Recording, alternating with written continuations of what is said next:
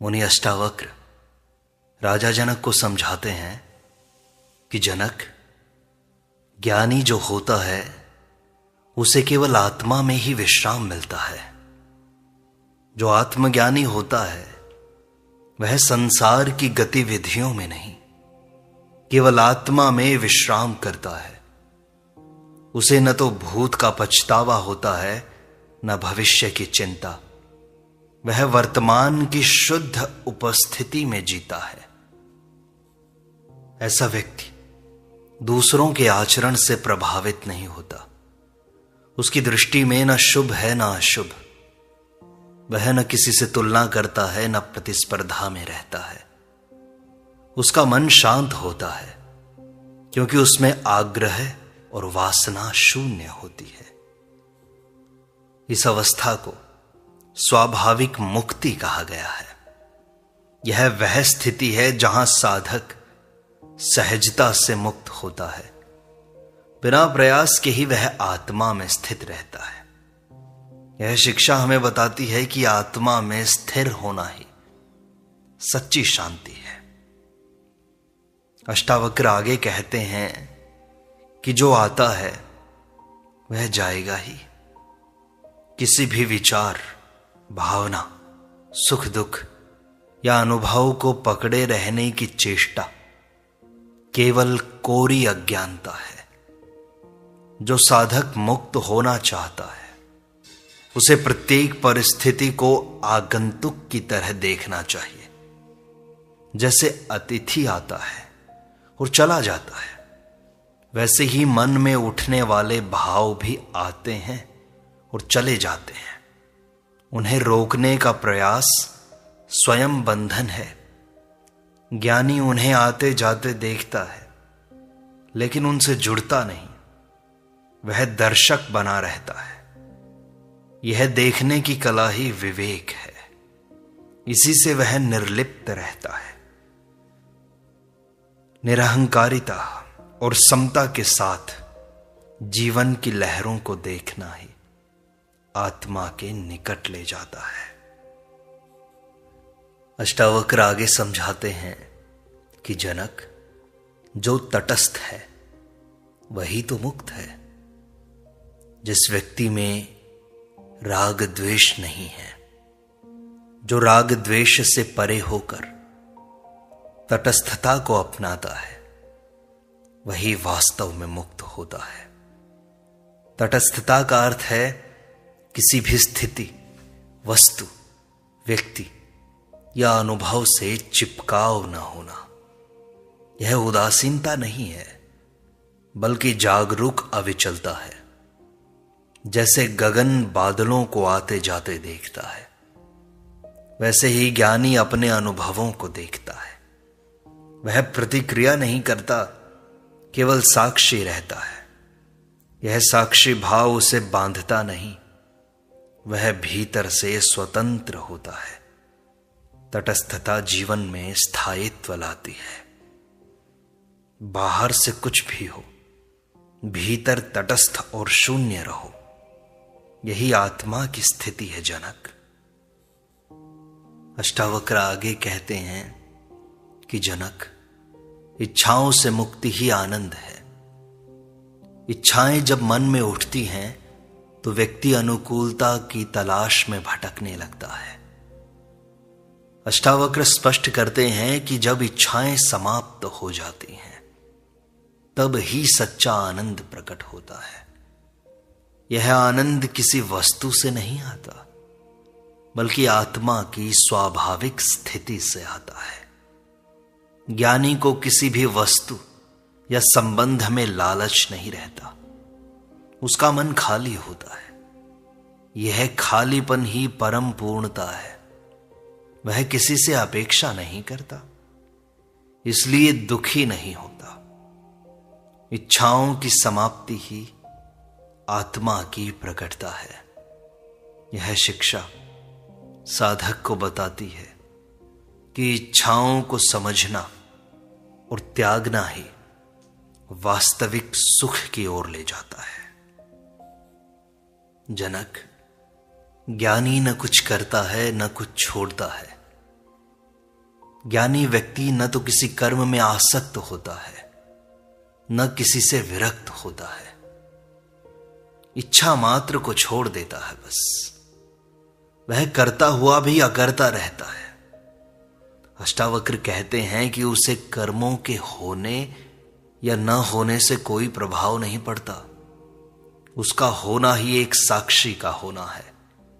वह केवल प्रवाह का भाग है, संचालक नहीं।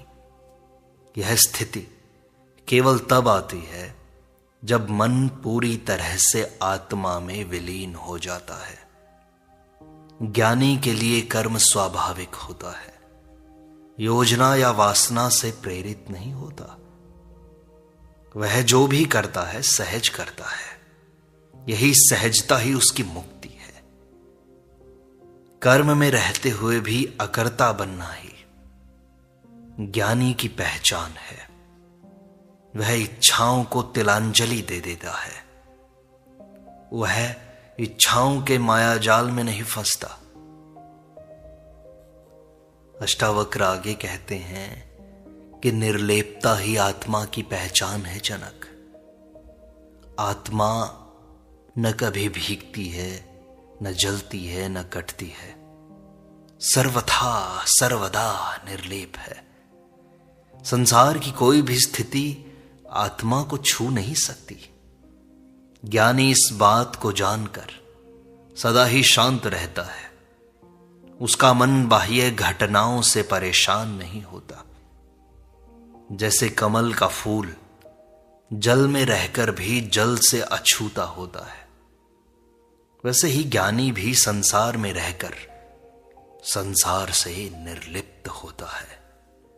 यही निर्लेपता उसका अभेद्य कवच बनती है। यह अवस्था कोई बनावटी प्रयास नहीं है, बल्कि जागरूक उपस्थिति का फल है। यह शिक्षा बताती है कि आत्मा की सच्ची पहचान उसकी निर्लेपता है।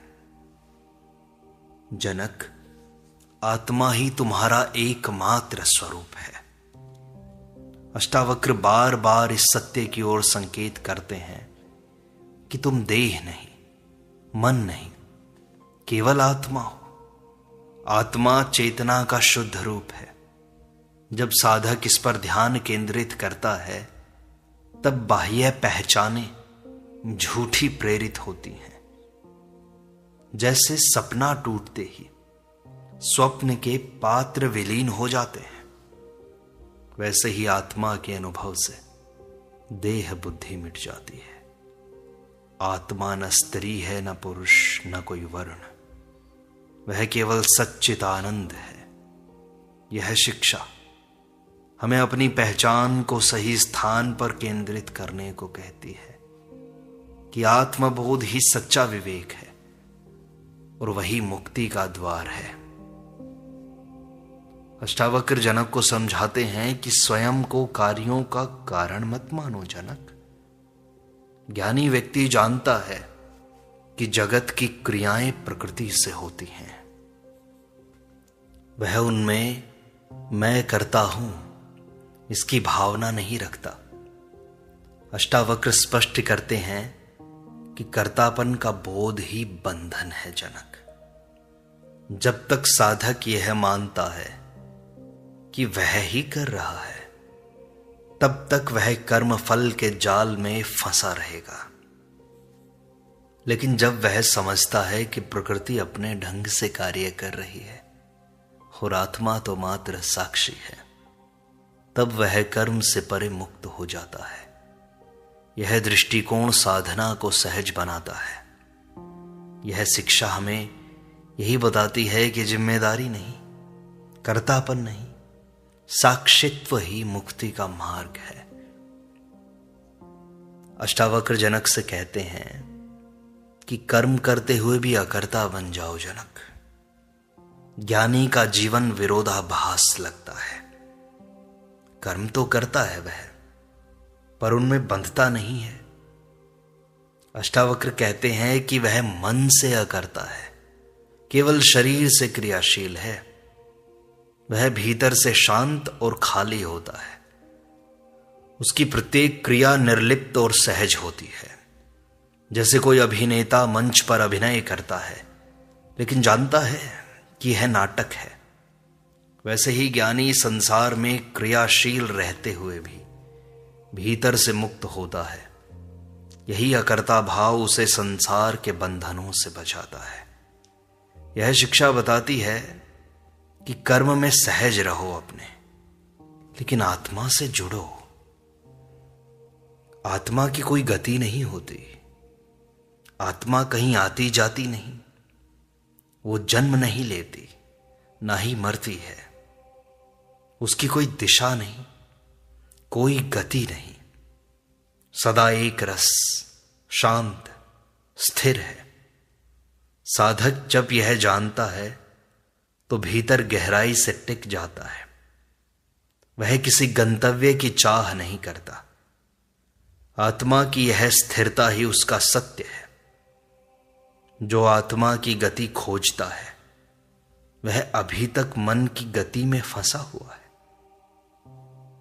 मुक्ति किसी गति या उपलब्धि से नहीं, आत्मा की स्थिरता की अनुभूति से होती है। और जनक, तुम शुद्ध चैतन्यमय आकाश हो। आत्मा की तुलना आकाश से है जो सब में व्याप्त है, फिर भी सबसे अलग। जैसे आकाश में न अंधकार ठहरता है न प्रकाश, वैसे ही आत्मा में न सुख टिकता है न दुख। ज्ञानी इस व्यापकता को अपने भीतर अनुभव करता है। उसका मन सीमाओं से मुक्त होता है। यह अनुभूति उसे पूर्णता में स्थित करती है। वह किसी भी अवस्था को स्वयं से जोड़ता नहीं है। यह शिक्षा हमें यही बताती है कि साधक को अपनी सीमाबद्ध पहचान से ऊपर उठकर आत्मा की व्याप्ति में जीना पड़ेगा। अष्टावक्र आगे कहते हैं कि जिसे कुछ खोने या पाने का भय नहीं है, जनक वही मुक्त है। साधारण व्यक्ति सदा कुछ पाने और कुछ न खोने के द्वंद्व में जीता है। अष्टावक्र कहते हैं कि जिसे यह द्वंद्व ही नहीं है वह मुक्त हो गया जनक। वह जानता है कि आत्मा में कुछ भी स्थायी नहीं खोता या मिलता। यह भावना उसे निर्भय बनाती है। आत्मा तो शांत है, स्थिर है, सदा है। वह जीवन की लहरों को गहराई से देखता है, लेकिन उनसे विचलित नहीं होता। यह अवस्था उसे अविचल और संतुलित बनाती है। जब मेरा भाव मिट जाता है तभी मुक्ति संभव है। अष्टावक्र आगे कहते हैं कि आत्मा में स्थित होना ही समाधि है जनक। सच्ची समाधि कोई विशेष मुद्रा नहीं है, बल्कि आत्मा में पूर्ण स्थित होने की अवस्था है। यह मन के शांत होने के बाद स्वयं प्रकट होती है। इसे पाने की कोशिश नहीं, लेकिन जानने की आवश्यकता तो है। यह जानना कि मैं आत्मा हूं, यही समाधि की पहली सीढ़ी है। जैसे पानी अपनी प्रकृति में लौटे, वैसे ही साधक आत्मा में लीन होता है। यह स्थिति ध्यान नहीं, ध्यानातीत है। यह शिक्षा बताती है कि समाधि कोई प्रयास नहीं है, बल्कि आत्मा की स्वाभाविक उपस्थिति है। और आत्मा न करता है न भोगता है। जो यह जानता है कि आत्मा केवल साक्षी है, न करता न भोगता, वो मुक्त हो जाता है। यह जानकर ही दुख, दोष और बंधन समाप्त हो जाते हैं। भोक्तृत्व की भावना से ही व्यक्ति सुख दुख में उलझता है। आत्मा इन सब से परे है। जैसे सूर्य केवल प्रकाश देता है, लेकिन प्रकाश में होने वाले कार्यों से तो अछूता है वह, वैसे ही आत्मा सबका आधार होकर भी उनसे निर्लिप्त है। यह शिक्षा साधक को सिखाती है कि जब तक वह मैं भोग रहा हूं ऐसा मानेगा, तब तक वह बंधन में ही पड़ा रहेगा। अष्टावक्र आगे कहते हैं कि सच्चा ज्ञानी अपना कुछ नहीं मानता। ज्ञानी व्यक्ति जानता है कि मैं शरीर, मन, बुद्धि कुछ भी नहीं हूं। वह जानता है कि सब प्रकृति के अंग हैं। जब वह मेरा छोड़ देता है तभी मैं शुद्ध रूप से प्रकट होता है। वह भीतर से एकदम रिक्त होता है, खाली, और यही उसकी पूर्णता है। यह खालीपन भय या अभाव नहीं है, बल्कि यह तो अस्तित्व की निर्मलता है, पवित्रता है। अष्टावक्र जनक को यही कहते हैं कि यह ज्ञान ही तो मुक्ति है। यह शिक्षा साधक को बताती है कि भीतर से मेरा हटाना ही आत्मा को जानने का प्रथम बोध है। और अष्टावक्र जनक को यही कहते हैं आगे कि साधक को शांति भीतर ही खोजनी चाहिए। अष्टावक्र कहते हैं कि बाहर की वस्तुएं सदा अस्थिर हैं, परिवर्तनशील हैं। उन्हें देखो तो, जो आज सुख देती हैं कल वही दुख का कारण बन जाती हैं। इसलिए ज्ञानी व्यक्ति अपनी शांति को बाहर के साधनों पर नहीं टिकाता। वह जानता है कि आत्मा में ही सच्ची शांति है। वह अपने भीतर उतरता है और वहां से कभी नहीं लौटता। जब भीतर स्थिरता आती है तब ही शांति स्थायी बनती है। बाह्य प्रलोभनों का त्याग किए बिना आत्मिक शांति असंभव है। और आत्मा का अनुभव किसी प्रमाण या ग्रंथ से नहीं होता जनक। ज्ञानी जानता है कि आत्मा का ज्ञान अनुभव का प्रमाण है। यह किसी शास्त्र से, किसी वाद से नहीं होता। अष्टावक्र कहते हैं कि शब्द और विचार आत्मा तक नहीं पहुंच सकते। जैसे स्वाद को केवल चख कर जाना जा सकता है, वैसे ही आत्मा को केवल अनुभव से पहचाना जा सकता है। जब साधक मौन होता है तब आत्मा स्वयं को प्रकट करती है। आत्मा तक पहुंचने का मार्ग तर्क नहीं है, तन्मयता है। और जिसे कुछ भी जानने की आवश्यकता नहीं रहती वही तो ज्ञानी है। अज्ञान में व्यक्ति प्रत्येक समय कुछ जानना चाहता है। यह जानना ही उसकी अस्थिरता का कारण है। लेकिन अष्टावक्र कहते हैं कि ज्ञानी को कुछ भी जानने की आवश्यकता नहीं रहती, क्योंकि उसने जानने वाले को ही पहचान लिया है। यह जानने की जिज्ञासा मिट जाती है, तब मौन का उदय होता है। यह मौन ही आत्मा की आवाज है। यह शिक्षा साधक को यही बताती है कि जब जानने की इच्छा बुझती है तब ज्ञान का सूर्योदय होता है। और आत्मा के लिए कोई बंधन नहीं होता। अष्टावक्र यहां स्पष्ट करते हैं कि आत्मा कभी भी बंधन में नहीं पड़ती। केवल मन ही बंधता है और मन ही मुक्त होता है। जो यह बात जान जाता है वह बंधन से सहज मुक्त हो जाता है। यह जानना केवल बौद्धिक नहीं बल्कि गहन अनुभव की बात है। जब साधक देखता है कि आत्मा पहले से भी मुक्त थी, अब भी मुक्त है और सदा रहेगी, तब उसका समर्पण गहरा होता है। मुक्ति कोई घटना नहीं है, यह तो आत्मा की स्वाभाविक स्थिति है। तुम्हें वहीं तो लौटना है, आत्मा की निर्भय स्थिति में, आत्मा की पवित्र स्थिति में।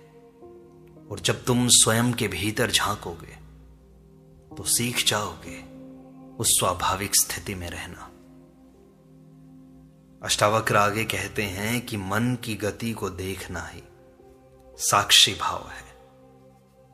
ज्ञानी मन को रोकने का प्रयास नहीं करता, वह बस उसकी गति को देखता है। जब देखने वाला जागरूक होता है तब मन अपने आप शांत होता है। यह देखना ही साक्षी भाव है। जब कोई नदी के बहाव को देखता है लेकिन उसमें बहता नहीं, वैसे ही ज्ञानी विचारों को देखता है लेकिन उसमें खो नहीं जाता। स्वयं को मन से अलग पहचानना ही आत्मबोध का प्रारंभ है। अष्टावक्र जनक को आगे यही समझाते हैं कि जब आत्मबोध होता है तो वह ज्ञानी न भूत में जीता है न भविष्य में। ज्ञानी व्यक्ति न अतीत के बोझ को उठाता है न भविष्य की चिंता करता है। वह तो वर्तमान की पूर्णता में स्थित होता है। समय केवल मन का भ्रम है, आत्मा इससे परे है। जो वर्तमान में ही स्थित हो गया वही तो मुक्त है। यह शिक्षा हमें स्मरण कराती है कि केवल वर्तमान में ही आत्मा को अनुभव किया जा सकता है। अतीत और भविष्य केवल विचारों के खेल हैं, आत्मा के नहीं। अष्टावक्र आगे कहते हैं कि साक्षी भाव से जीना ही योग है। योग का अर्थ केवल आसन या प्राणायाम नहीं। अष्टावक्र के अनुसार योग का अर्थ है साक्षी भाव से जीना। जब साधक प्रत्येक क्रिया, विचार और भावना को एक दर्शक की भांति देखता है तब वह योग में है। यह दृष्टि उसे संसार की चंचलता से परे रखती है। आत्मा को पाना केवल अभ्यास से नहीं बल्कि निरंतर साक्षित्व से संभव है। यही सच्चा योग है जो शरीर और मन को पार करके आत्मा में स्थिर होता है। ज्ञानी भीतर से एकदम शांत और निर्विकल्प होता है। अष्टावक्र कहते हैं कि जिसे आत्मा का अनुभव हो गया वह भीतर से एकदम निर्विकल्प और शांत हो जाता है।